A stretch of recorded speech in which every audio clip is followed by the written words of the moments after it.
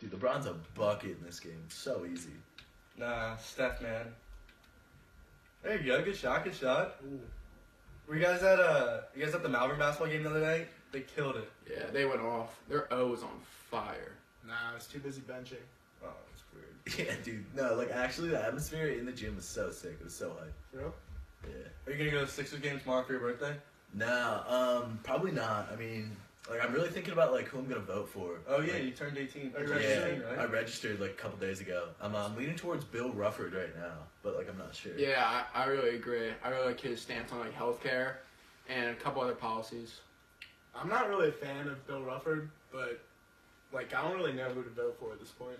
Yeah, I'm definitely going towards Caroline Fordham. How could you guys not support her? Dude, are you serious with her? Like, have you seen her stance on income inequality? That's one of the main reasons I'm going to vote for Bill, is because of his stance on income inequality. That's so true, Shay.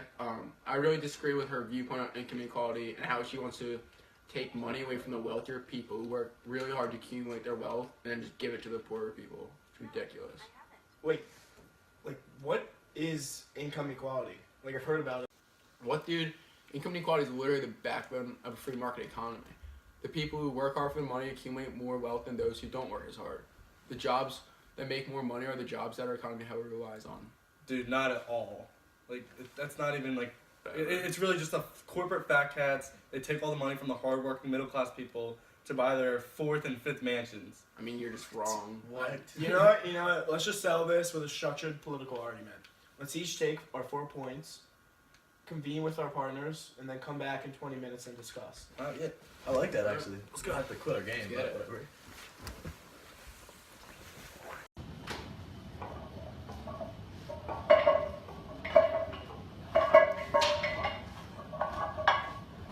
What are you doing, dude? Dude, I'm just. You're supposed to be talking about income inequality, not trying to get your chest going. I can't work without the pump.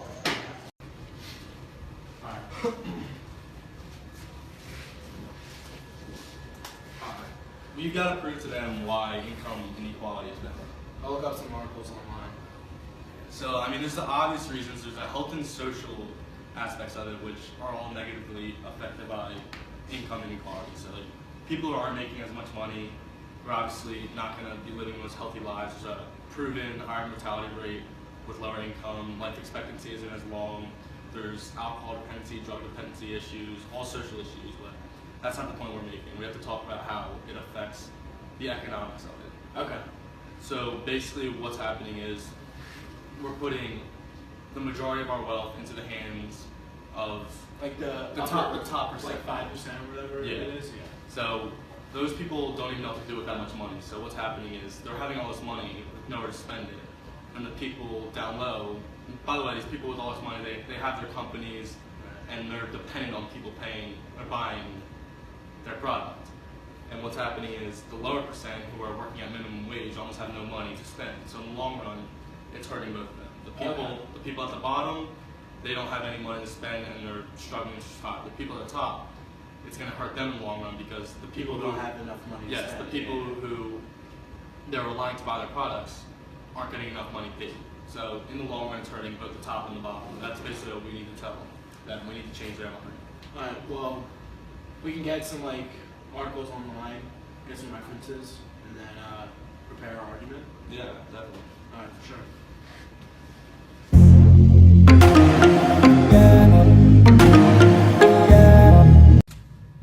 Dude, we're definitely going to win this, like, debate. Like, I don't think they stand a chance. Yeah, I don't either. We got this. Like, our side just makes more sense. Like, you know what I mean? It really does, yeah. I hope Rufford wins the election, though. I do too. That'd be big. I don't know what I'm gonna do if Caroline Fordham's our next president. Yeah, that would suck. Yeah. So, since, like, we did a bunch of research, one of the things that I found was trickle-down economics, and that was instituted by Ronald Reagan.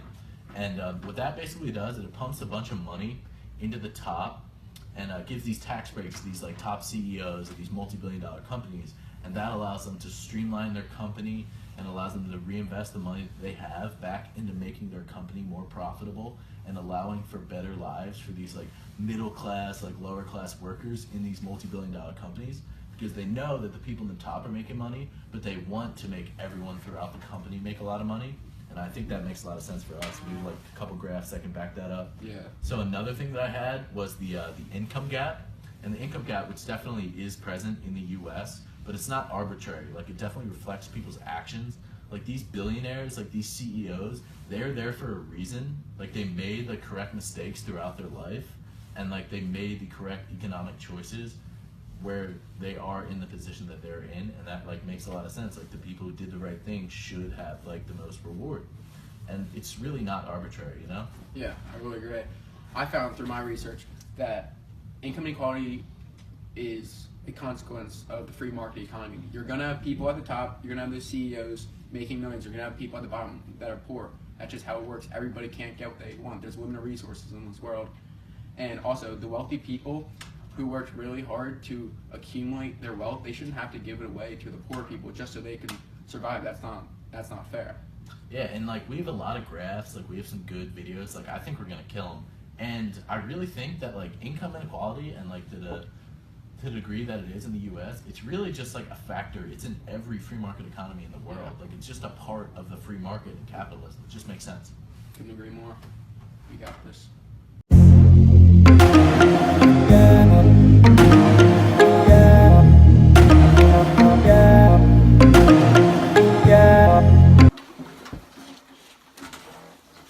Where's Sweeney?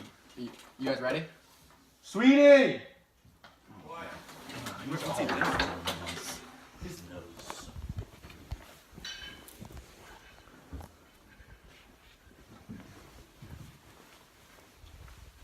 Dude, What are you doing? We have the income have an inequality argument. debate, dude. No, I'm just warming up. Oh my god. We're waiting Let's for you. go. Drop it. alright, let's go. Round one. Fight! Alright, you guys all set? Yeah, man. Yeah, we're good. Alright, so start. I just don't see how you guys can think that income inequality is good. So like, look at the richest 400 people in the United States. They have more wealth than the bottom 150 million. I just don't see how that's fair. It's just a consequence of the free market economy. Like, that is unavoidable. Those people, they're there for a reason. They worked hard. They made the right decisions in life. I don't know, like, what you expect from our economy or what you want. Like, do you want everyone to have like equal incomes? There's a quote from a U.S. senator who's also a Republican, Rick Santorum. There's income inequality in America. There always has been, and hopefully, I do say that, there always will be. Why? Because people rise to different levels of success based on what they contribute to society. So, like, basically what that means is that the people who make the most money are the ones who contribute the most to society. Like, these people get this hate for making so much money to be these multi-million-dollar companies, and the reason that they make so much money is because they do so much for society. Like, these corporations, they do so much, and that's why they make so much money, because they contribute so much to society. Yeah, but you have to be able to sympathize with like the social and mental impacts that come along with this. Like, if you look at the lower end of the income, like the social and health problems increase greatly. Things such as health issues from lack of a healthy diet and lower quality medicine, like inferior food and medicines, like it's really prevalent in our society. And then also lack of money results in a lack of health care and a lack of a variety of health, and an increase in a variety of health issues, which just like can plague our society as a whole. Round two. Fight! Many social issues occur too. Anxiety, depression, and other mental disabilities occur in the lower income families. Often when the mental disabilities are present, drug and alcohol dependency comes with it. People use drugs and alcohol to cope with their depression, and all of this stems for income inequality. Dude, those issues are just consequences of people having low income. Like, not trying to be cynical, but the reason that those people are in the lower class is because they made not correct economic choices. Like, there's a reason, other than being born into it, that they are in the lower class and that they are impoverished, and it's either lack of education, just poor choices, but there's a reason that they're there, and they have to turn to these things like drugs and alcohol. On the flip side of that, you have these really just loaded people who make the right economic choices all the way up, and they make the correct choices with their money, and that's why they make some money, and that's why there's such a wage gap in the US, because these people, they just make sound economic choices throughout their life, so they accumulate wealth and they keep growing. Sweeney, going off of your point, rather than using drugs and alcohol to cope with poverty, these people should be out spending time to finding a better job. I know not all people can afford college or like institutions, but there are educational opportunities out there for people impoverished. Okay, well, I believe it hurts both the high earners and the low earners in the long run. Yeah, I mean, it puts the wealth in the hands of a tiny slice of consumers who can only spend so much money. Like these CEOs and all these rich people in our society, like they can only spend so much money. And in the long run, like the vast majority of earners are left with little to no extra money to like buy these goods and services. And it's these people, the CEOs, who are hurt in the long run because the lower income people aren't able to buy their product, and it's gonna eventually like depreciate their company. And yeah, so low growth is gonna make everyone poorer in the long run, and otherwise like it's just really gonna hurt their production in the long run. I disagree with that. I definitely don't think that the CEOs are hurt by this. Like, the reason that things come down in price is because these CEOs, the ones who make like astronomical amount of money, they buy, like, remember when computers costed like millions of dollars? The reason that they're so refined that you can buy them like with a phone or on your laptop for like $200 is because that these astronomically rich people bought it then and then allowed for growth in the economy to allow it to shrink it down and allow it to become more affordable for the everyday person, which just increases industry. Because if there were only $1 million computers, do you know how small the market would be for those types? Like, the reason it's affordable for everyone is why that we make so money off computers. Jumping off of that point, though, economic inequality can give wealthier people an unacceptable degree of control over the lives of others. If wealth is very evenly distributed in a society, wealthy people often end up in control of many aspects of the lives of poor citizens. They control where they work, what they do in life, what they can buy, and in general, like, just around their lives, totally. As an example of ownership of a public media outlet, such as a newspaper or a television channel, this can give control over how others in the society view themselves and their lives and how they understand their society. Yeah, I mean, economic inequality can like really undermine the fairness of political institutions. Like if those who hold the political offices must like depend on large contributions for their campaigns, like they'll be more responsive to the interests and demands of wealthy contributors. And those who are not rich like aren't going to get the demand and aren't going to be fairly represented.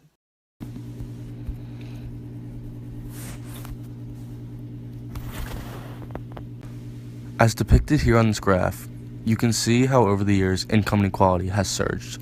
Back between 1950 and 1980 roughly, there's still inequality, but it wasn't as great.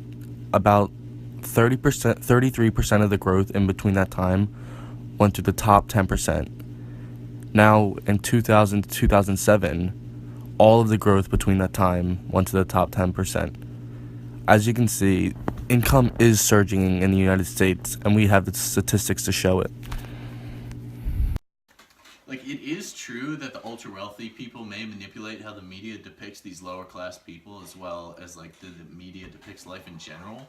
But I don't think that's really entirely related to income inequality. Like, I think like the media and like the people who maybe control the media would use it for a lot more sinister things than just to make poor people look stupid. You know, like, I really think they might have better things to do than just depict the lower class as like these stupid people, because like realistically it's not like that. So this is also another factor that shows how misconstrued topics can get in everyday life.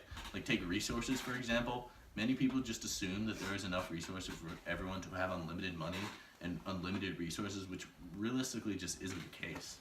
Yeah, just like Mr. Ossick says, there is limited resources in this world. Not everybody can get what they want. Unfortunately, our economy is flawed, and we don't always allocate our resources properly. And unfortunately, it's challenging, but not impossible, for those who are impoverished to dig their way out of poverty. This is depicted perfectly in a quote from Benjamin Franklin. "I am for doing good to the poor, but I differ in opinion of the means. I think the best way of doing good to the poor is not making them easy in poverty, but leading them or driving them out of it. We need to take a step of getting the impoverished people, help them climb up the social ladder instead of just turning a blind eye to them." we can't be giving them handouts. We need to allow them to reintegrate themselves into society. Like, we can't just be giving them money with no attempts of allowing them to become a normal citizen and be back into the working force again. Like I said, we're much better off helping them find educational opportunities rather than just upping their wage $5. Okay, well, economic equality undermines the fairness of the economic system itself. Economic inequality makes it difficult, if not impossible, to create equality of opportunity. Income inequality means that some children will enter the workforce much better prepared than others, and people with few assets find it harder to access the first small steps to larger opportunities, such as a loan to start a business or pay for an advanced degree. That's just a factor of life. Like, people will be born into great societies like us, like great towns, like with great parents and like great education. That happens in every country across the world.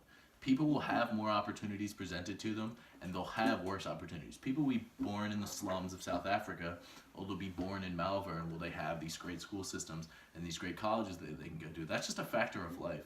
That's not something that we can change in the U.S. That's like an intrinsic part of people as they're born. Like, that just happens to everyone. Yes, I really don't think we can change that. But that is something that we can change. You know, if you're being born into a poor family or born into a rich family, you're obviously luckier in the rich family, but in the poor family, the way our economy is set up is that it's so difficult for them to get out of that.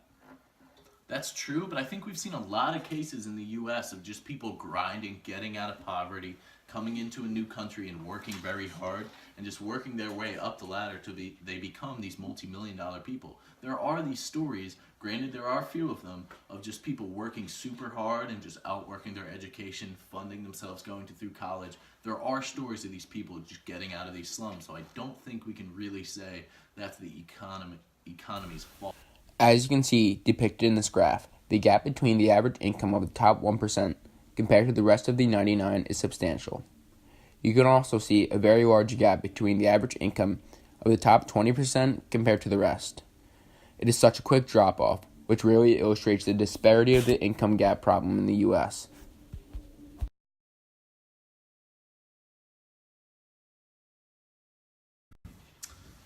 So I think I have something that'll pretty much end this debate. So do you guys know what trickle-down economics is? I'll tell you. So it was instituted by Ronald Reagan, and it's basically just economic policy that pumps a ton of money into the top half and to the upper echelon of gives these tax breaks to these huge CEOs for these multi-million-dollar companies, and then they streamline their business, which gives money and ups the wages and ups the living and the insurance to the lower and middle class of these people who work in these companies, and it gives all these tax breaks to the upper echelon of these companies, so the top half and the top 1%, and then that allows them to refine and streamline their whole business, which really makes way for these lower and middle class people to make a lot more money, to better their lives and stuff like that. Alright, so I get what you're saying, but I could see how these big corporations are getting this money pumped into their corporation, but oftentimes all they're doing is just upping the rate of production but keeping the wages the same. I think it could be more, there could be a better outcome if the government was pumping the money into the lower class and giving them incentives along the way. Instead of just giving something welfare and giving them money, I think that if you're working a certain amount of hours a week and that can be your incentive, and the government can allocate their money to those people instead of the people who already have a lot of money.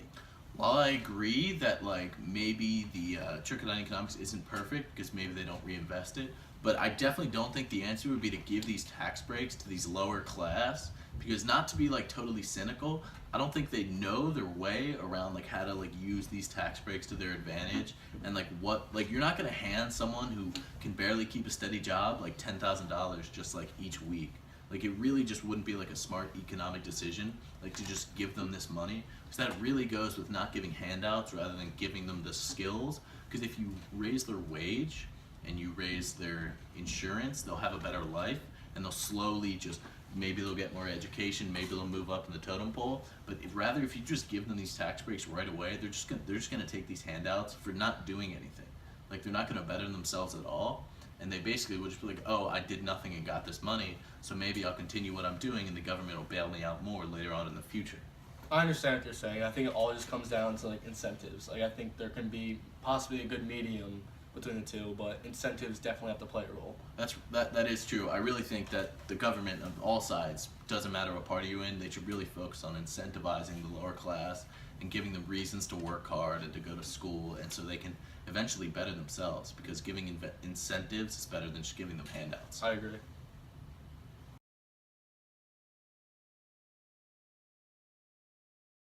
Mr. Stinger, what is your stance on income inequality in the United States? I know that there's actually a really great chart. I wish I could show you on my. I saw it on my social media, but there used to be a middle class that was like so, and it's going back, and there's been a distribution that's really kind of helped them. So I think that the middle class has been slightly dissipated, and it's sort of kind of going in that direction, and that's not good.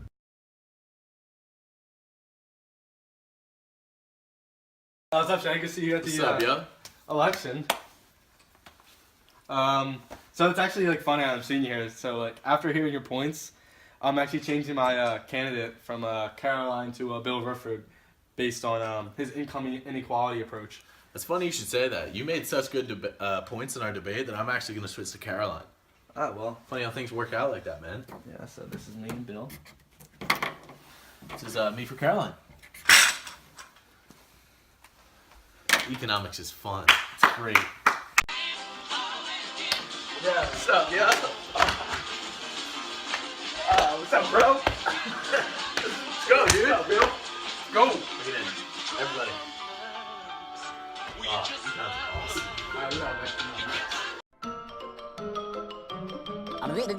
That's all, folks.